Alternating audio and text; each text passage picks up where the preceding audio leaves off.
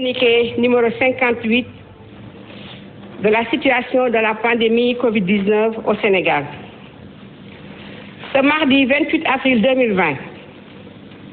le ministère de la Santé et de l'Action sociale a reçu les résultats des examens virologiques ci-après. Sur 873 tests réalisés, 87 sont revenus positifs, soit un taux de positivité de 10,4%. Les tests positifs sont répartis comme suit. 86 contacts suivis par nos services. À ce sujet, il faut noter que le seul cas communautaire détecté à Sédhiou hier a déjà contaminé 25 de ses contacts. Un cas issu de la transmission communautaire identifié à Niary Tally. 12 patients hospitalisés ont été contrôlés négatifs et déclarés guéris. 2 cas graves sont pris en charge dans les services de réanimation de l'hôpital de Fann et de l'hôpital principal. L'état de santé des autres patients hospitalisés est stable. À ce jour, 823 cas ont été déclarés positifs, dont 296 guéris, 9 décédés, 1 évacué et donc 517 sous traitement. Le ministère de la Santé et de l'Action sociale exhorte les populations au respect strict des mesures de prévention collective et individuelle, surtout au niveau des couches vulnérables telles que les enfants, les personnes âgées, les femmes enceintes et les personnes avec comorbidité,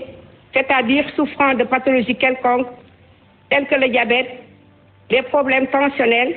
l'insuffisance rénale aiguë, de même également que les maladies sanguines telles que la drépanocytose. Je vous remercie. jottali li nga xam ne moom la ñu am tey fii ci Sénégal ci mbas mii ñuy tuddee Covid-19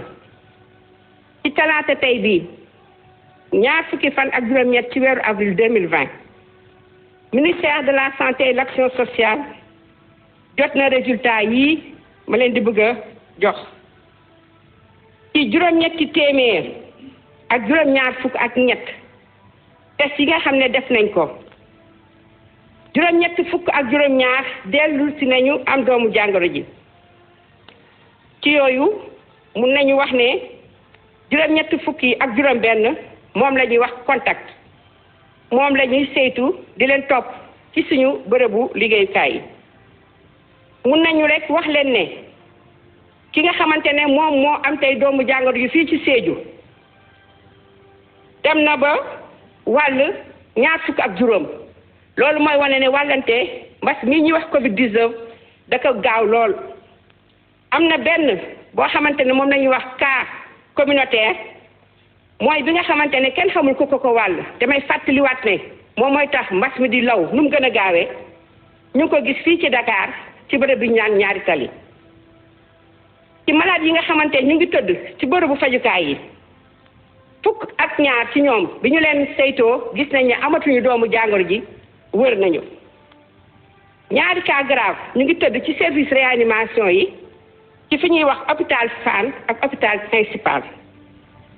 ñeneen ñi nga xamante ne ñoo fa des di malade seen wér-gu-yaram mi ngi am tan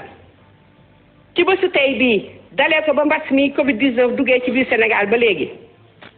ñu ngi nag juróom-ñetti fukk ak ñaar fukk ak ñett yoo xamante ne dañu ànd ak doomu jàngoro ji ci yooyu ñaar téeméer ak juróom-ñeent fukk ak juróom-benn wër nañu juróom-ñeent faatu nañu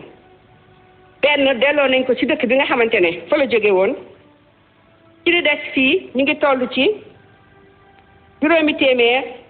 ak fukk ak juróom-ñaar yi nga xamante ne ñu ngi leen di faj ministère de la santé et de l'action sociale mu ngi doolee di ñaax askan wi ngir ñu gën a farloo digle yi ngeen xamante ne jox leen ko loolu mooy tere mbas mi wal kenn du ko fi yoreeti ci digtal yooyu ñu ne nañ ci gën a seetlu di topp ñi nga xamante ne moom lañuy wax couche vulnérable maanaam xale yu ndaw yi suñu mag ñi nga xam ne ñoo nekk ak ñun jigéenu warul yi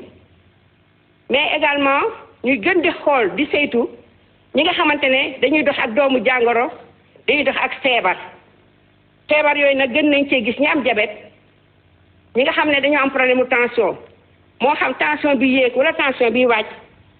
mais également ñi nga xam ne dañu am insuffisance rénale aiguë ba leen di yóbbu dialyse mais wax nañ tamit ne nañu gën a xool tamit ñi nga xamante ne dañoo ànd ak li ñuy wax feebar deret rawatina li ñuy wax drépanocytose maa ngi leen di gërëm di leen di sant wasalaam.